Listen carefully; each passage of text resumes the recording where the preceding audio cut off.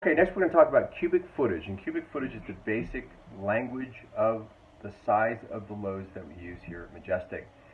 So the cubic footage is the volume of stuff that we're moving. What is a cubic foot?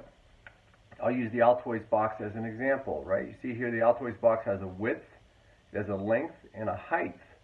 So if we were to measure all three of those and then multiply them together, that would be the cubic footage.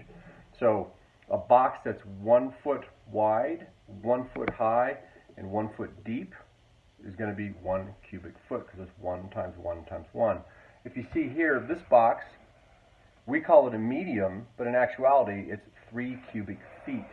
So if you had 100 of these boxes on a load, that load would be 300 cubic feet, assuming that we pack it all nice and tightly into tiers as you've been shown in the other videos. So the way we do our estimates with our customers is we actually make a list of everything they have and we translate all those items into cubic feet, and then we add all those cubic feet up. So when a customer says they have a couch, a bed, a refrigerator, chairs, etc., 75 boxes, etc., we add all that up into the size of the load being X cubic feet. So our trucks can handle different size loads. The 088, which is our smaller truck, that can handle around 600 cubic feet.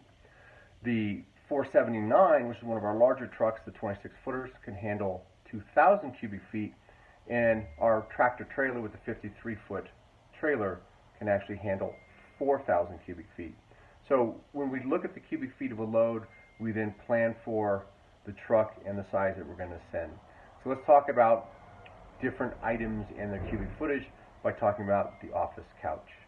Okay, behind me is the famous office couch, and this couch is made famous by Christian, who's wrapping it in a different video. So the question is, what is the cubic footage? What is the cubic footage of this couch? So you take a look at that. It's a nice three cushion sofa. The way we would calculate the cubic footage is its length times its width, of course, times its height.